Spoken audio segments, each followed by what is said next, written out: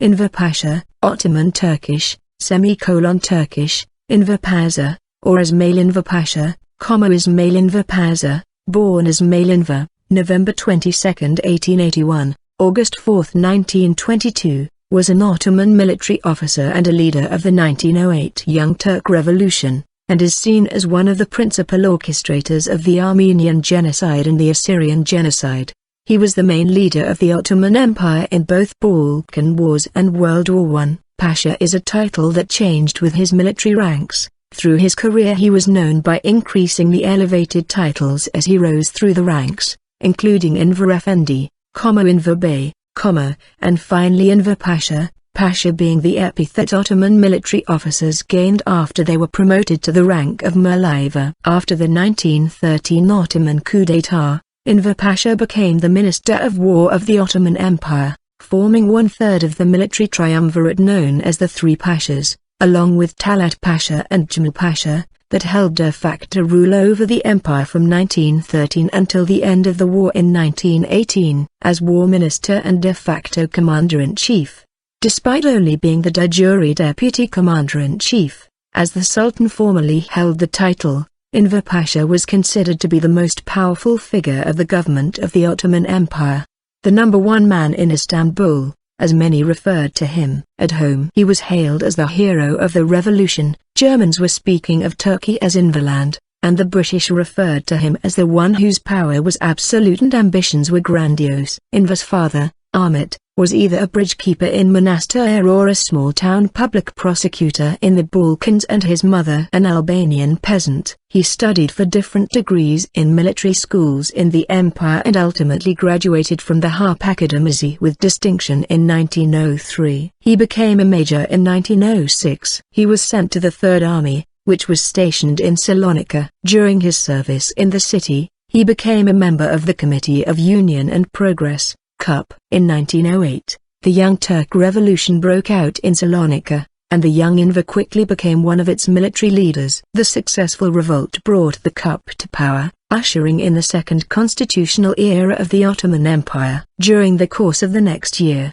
a reactionary conspiracy to organize a counter-coup culminated in the 31 March incident, which was put down. Enver Bey took an active role in the suppression of the counter-coup. Afterwards, he was sent to Berlin as a military attaché, where he grew to admire the German military culture and strengthened the military ties between Germany and the Ottoman Empire, inviting German officers to reform the Ottoman army. In 1911, Italy launched an invasion of the Ottoman Vilayet of Tripolitania, Trablusgarp, modern Libya, starting the Italo-Turkish War. Enver decided to join the defense of the province and left Berlin for Libya. There, he assumed the overall command, but in the end Italy took control of Libya and Enver Bey had to return to Istanbul. In 1912, thanks to his active role in the war, he was made lieutenant colonel in 1912. However, the defeat cost the CUP in popularity, and it fell from government, to be replaced by the Liberal Union Party. In October 1912,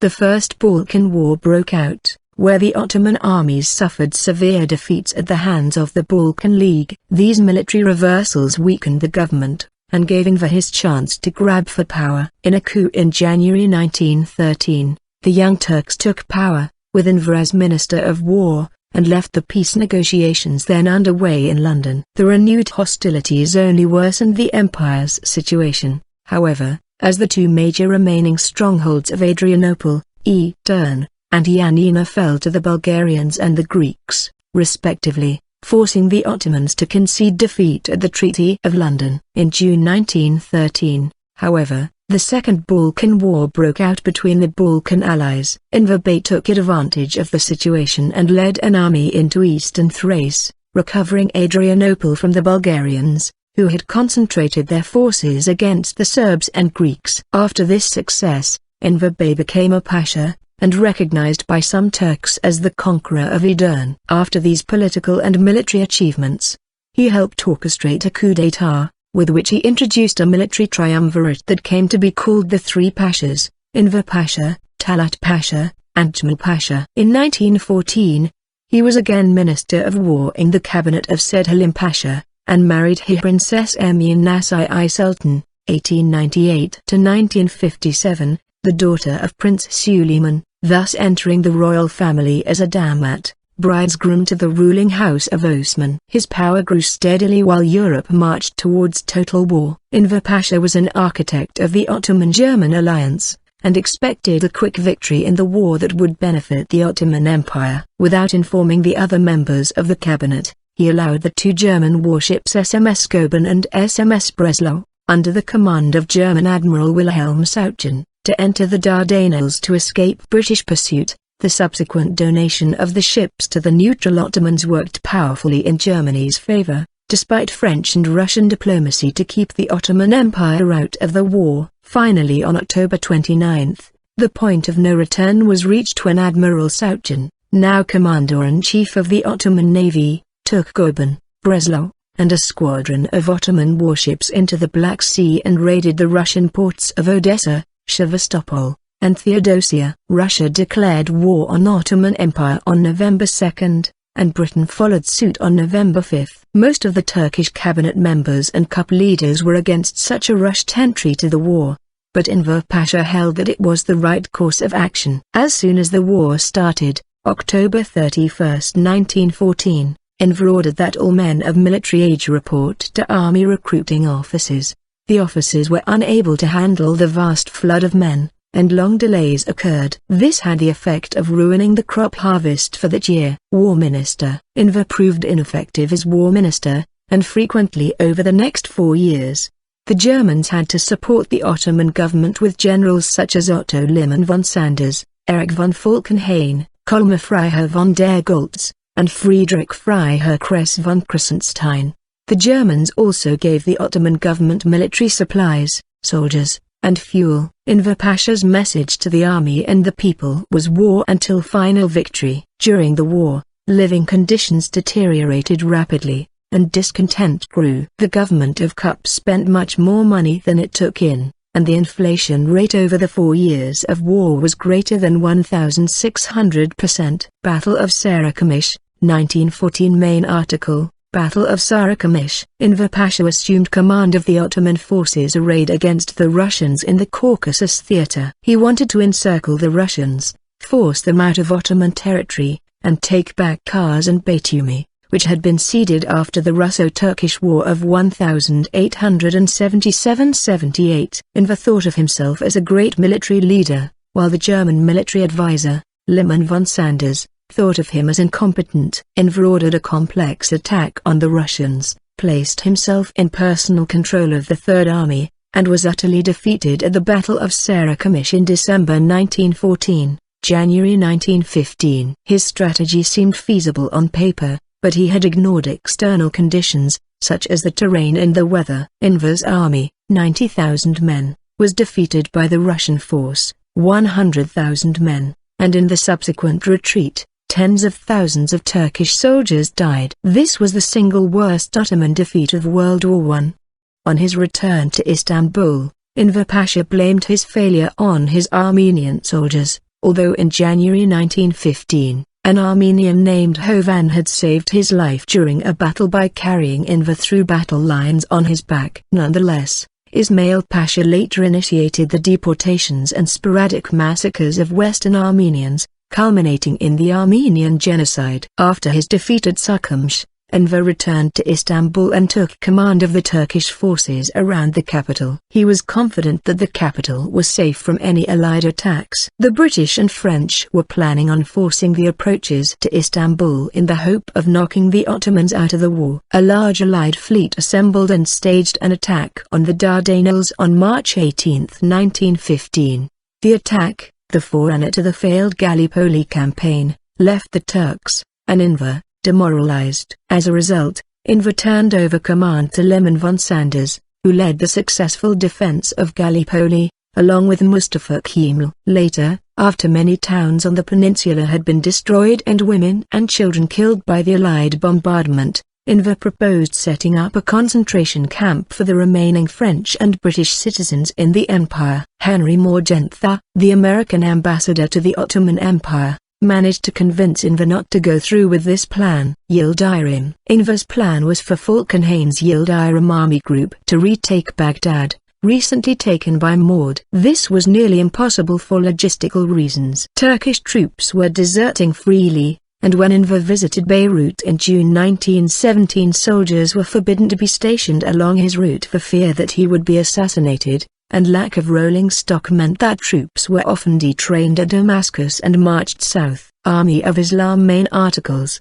Azerbaijan Democratic Republic of Armenia, and Ottoman Army of Islam. During 1917, due to the Russian Revolution and subsequent civil war, the Russian army in the Caucasus had ceased to exist. At the same time, the Committee of Union and Progress managed to win the friendship of the Bolsheviks with the signing of the Ottoman-Russian Friendship Treaty, January 1, 1918. Enver looked for victory when Russia withdrew from the Caucasus region. When Enver discussed his plans for taking over southern Russia, the Germans told him to keep out. Undeterred, Enver ordered the creation of a new military force called the Army of Islam, which would have no German officers. Enver's Army of Islam avoided Georgia and marched through Azerbaijan. The Third Army was also moving forward to pre-war borders.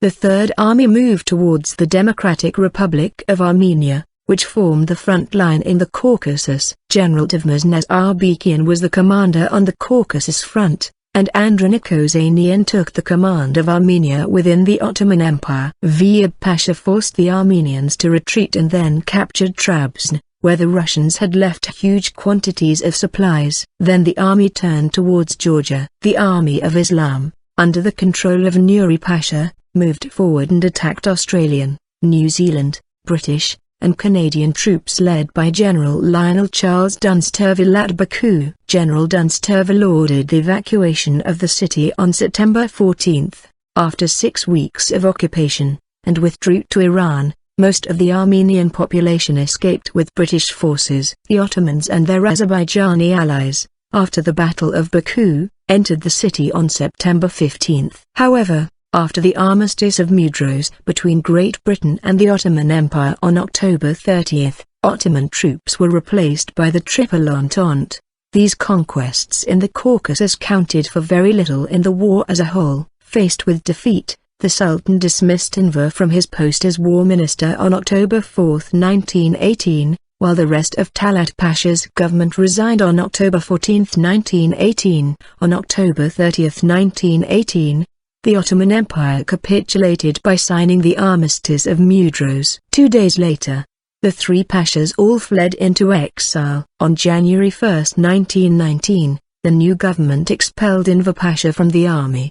He was tried in absentia in the Turkish courts-martial of 1919-20 for crimes of plunging the country into war without a legitimate reason, forced deportation of Armenians and leaving the country without permission, and condemned to death. Enver first went to Germany in October 1918, where he communicated and worked with German communist figures like Karl Raschke. In October 1919, Enver left for Moscow in order to serve as a secret envoy for his friend General Hans von Seeckt, who wished for a German-Soviet alliance. In August 1920, Enver sent Seeckt a letter in which he offered on behalf of the Soviet Union the partition of Poland in return for German arms deliveries to Soviet Russia.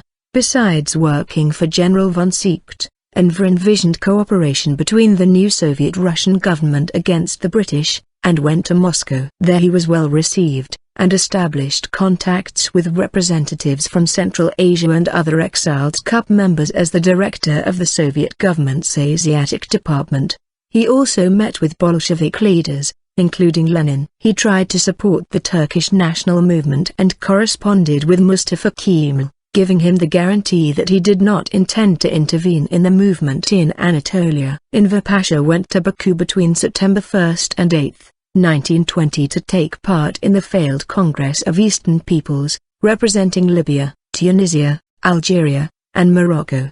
He later returned to Berlin, where he tried to establish a secret organization that would transfer Russian military assistance to Turkey, an attempt that eventually failed. Relations with Mustafa Kemal. A great deal of literature has been written about the relations between Enver and Mustafa Kemal, two men who played a pivotal role in the Turkish history of the 20th century. Enver, as many suggest, disliked Kemal due to his circumspect attitude as to the political agenda pursued by his Committee of Union and Progress, and considered him as a serious rival. Kemal thought of Enver as a dangerous leader with the potential of leading the country to destruction. When Kemal organized the resistance movement against the invading forces after the armistice of 1918, Enver, who was in exile initially in Germany and then in Russia, was eager to return to Turkey.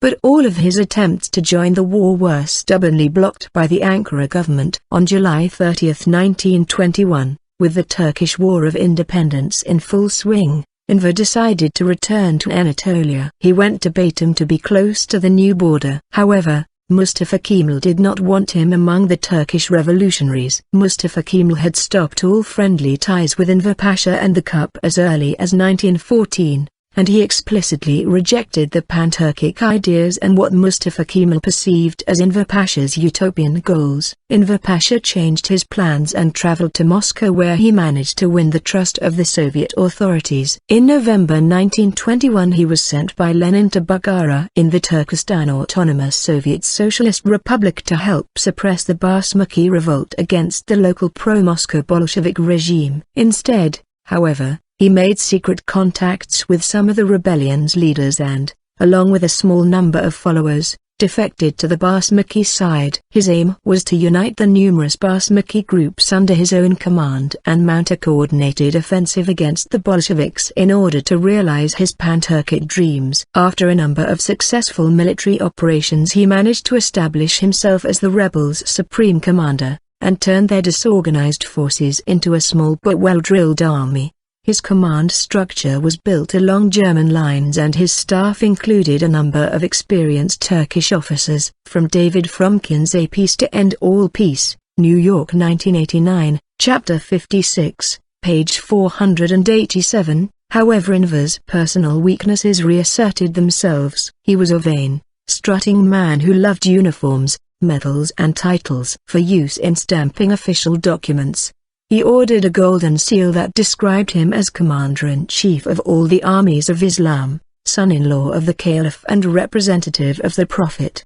Soon he was calling himself Emir of Turkestan, a practice not conducive to good relations with the Emir whose cause he served. At some point in the first half of 1922, the Emir of Bukhara broke off relations with him, depriving him of troops and much-needed financial support. The Emir of Afghanistan also failed to march to his aid. On August 4, 1922, however, as he allowed his troops to celebrate the Qurban Bayram, Eid al-Adha, holiday and kept a guard of 30 men at his headquarters near the village of Abaidaria near Dushanbe, the Red Army Bashkir Cavalry Brigade under the command of Yakov Melkumov launched a surprise attack. According to some sources, Enver and some 25 of his men mounted their horses and charged the approaching troops, during which Enver was killed by machine gun fire. In his memoirs, Enver Pasha's Agava Sufi Bey stated that Enver Pasha died of a bullet wound right above his heart during a cavalry charge. Alternatively, according to Melkumov's memoirs, Enver managed to escape on horseback and hid for 4 days in the village of Shahan. His hideout was located after a Red Army officer infiltrated the village. In disguise, Melkumov's troops then stormed Shahan, and in the ensuing combat Enver was killed by Melkumov himself. From David Fromkin's A Peace to End All Peace, Chapter 56, page 488, there are several accounts of how Enver died. According to the most persuasive of them, when the Russians attacked he gripped his pocket Quran and, as always, charged straight ahead. Later his decapitated body was found on the field of battle. His Quran was taken from his lifeless fingers and was filed in the archives of the Soviet secret police. Enver's body was buried near Abaidaria. In 1996, his remains were brought to Turkey and reburied at Abidai Hurriyet, Monument of Liberty, Cemetery in Sicily, Istanbul. Today in modern Turkey, Enver's image remains controversial, since there are still those who blame the Pasha for the Ottoman entrance into the World War and subsequent collapse of the empire. Yet some Turks still see him as the man who failed to secure the ultimate Ottoman victory due to global conditions which were beyond his control, and their